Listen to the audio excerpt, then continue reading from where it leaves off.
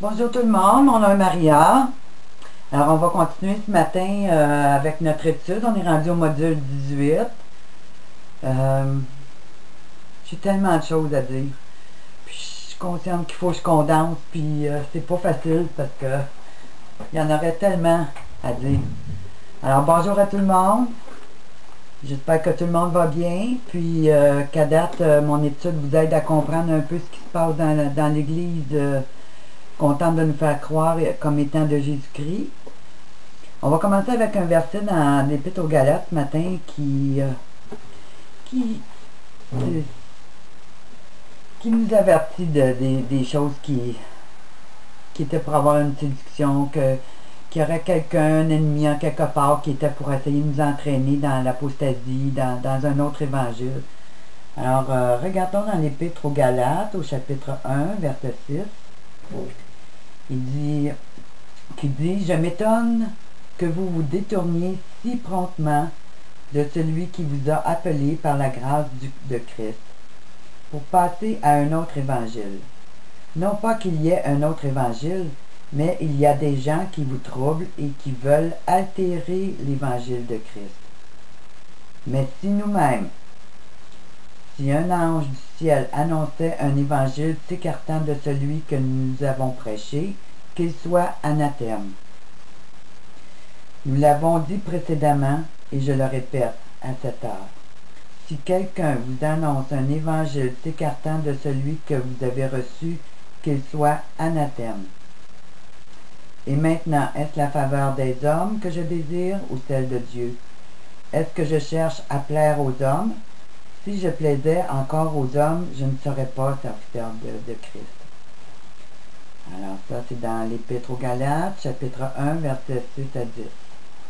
Alors, voyez, on a un autre avertissement très sérieux ce matin, qui nous dit de faire attention à notre marche chrétienne, qui nous dit de faire attention aux doctrines qui sont véhiculées, qui tentent de nous entraîner vers un autre évangile, vers un évangile qui va nous fermer les portes du ciel et notre communion avec le Seigneur. Alors, il faut être sur nos gardes, il faut faire attention. Je vous ai parlé un peu des différents programmes là, comme l'eugénisme, le plan de dépopulation mondiale dans la dernière vidéo. Mais vous allez voir comment ces programmes-là sont mis en place autant par le Vatican, autant par l'islam, puis autant par les Nations Unies. C'est exactement le même programme. Si on regarde de près les programmes qui sont prônés par ces trois esprits impurs-là, qu'on a vu qui étaient le national-socialiste, le communiste et l'islam, c'est exactement le même programme. Sauf qu'on va utiliser des mensonges différents, dépendant du pays, afin de créer les tensions, afin de créer les guerres, afin de créer cette haine entre les peuples. Mais vous tous, nations et chrétiens ou musulmans ou juifs, prenez conscience puis faites votre recherche. C'est exactement le même programme qui se met en place dans tous les pays. Si vous regardez les Nations Unies, les 192 ou 193 pays membres, c'est exactement le même agenda. Puis ces agendas-là, on les retrouve au niveau du développement international. Vous avez le désarmement, le changement climatique, le règlement des préventions des conflits, la réduction de la pauvreté. Alors, c'est exactement le même programme. Ils vont servir de différentes organisations pour le mettre en place. L'Organisation mondiale de la santé, l'UNESCO, puis tellement d'autres. Si vous regardez la structure des Nations Unies, c'est immense. Le personnel qui travaille pour cette organisation-là et qui travaille tout contre nous autres dans le but de mettre en place l'agenda de Lucifer. Alors, que vous soyez musulman, que vous soyez chrétien au niveau du Vatican, ou que vous soyez musulman, c'est exactement le même agenda. C'est juste les ruses, les mensonges qui vont changer pour l'adapter, pour vous embarquer dans ce mensonge-là, afin de vous monter contre les autres nations.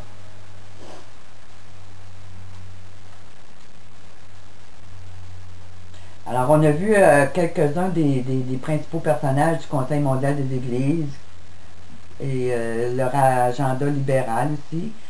Mais là, on va aller ce matin, je vais vous lire une lettre, la page...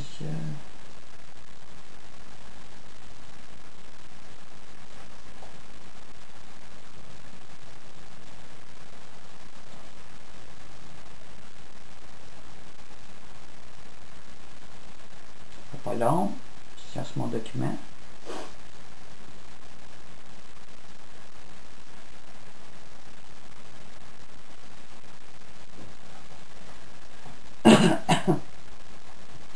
Alors, on a un document ici qui s'appelle Ramallah, Calling for Muslim Rule of the World, qui dit en français, Ramallah, l'islam va dominer le monde.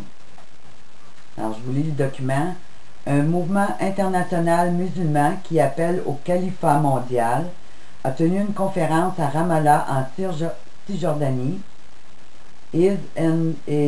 Al-Tahrir al-Islami, ou Parti de la libération de l'islam, a ainsi formellement établi une branche dans l'autorité palestinienne. On revient toujours à la Palestine. Les médias de l'autorité palestinienne ont rapporté que l'événement a réuni des milliers de participants. Le mouvement a confirmé que l'installation d'un califat ou empire mondial musulman était le seul moyen de sauver les musulmans dans les nombreux conflits du monde qui les concernent. Selon leur site internet, Tahrir est un parti politique dont l'idéologie est l'islam. Son objectif est de réinstaller le mode de vie islamique en fondant un État islamique qui applique les règles de l'islam et de le clamer à travers le monde entier. Hizb al-Tahrir al-Islami, je m'excuse si je dis mal le nom, je ne veux pas frustrer personne, veut voir le califat accepté par les masses musulmanes. Un empire qui s'étendrait sur le monde entier par la da'wah, persuasion, et le djihad, lutte armée. Ce parti veut diffuser ses objectifs auprès des musulmans et il cherche à déstabiliser les pays où ceux-ci vivent. De ce fait, certains pays arabes considèrent ce mouvement comme une menace, puisque son idéologie précise que toutes les terres islamiques sont aujourd'hui des zones d'infidélité, puisque l'islam n'y gouverne plus. En Irak, en Jordanie, en Syrie, en Égypte, en Tunisie, en Libye, les régimes locaux ont tué ou emprisonné des douzaines de membres de Hizb al-Tahrir al-Islami. Ce mouvement est soit totalement ou partiellement banni dans des pays d'Asie centrale, ainsi qu'en Russie et en Allemagne. Au Royaume-Uni, on a proposé d'interdire ce parti parce qu'à partir de sources islamiques, il enseigne l'antisémitisme. Alors, vous voyez, bon, je pourrais continuer. Le but, c'est l'éradication d'Israël et l'installation du gouvernement de l'islam dans le monde entier. Alors, ça, c'est le but. C'est le but principal. Puis, on voit que les Nations Unies et le Vatican s'enlignent sur le même agenda.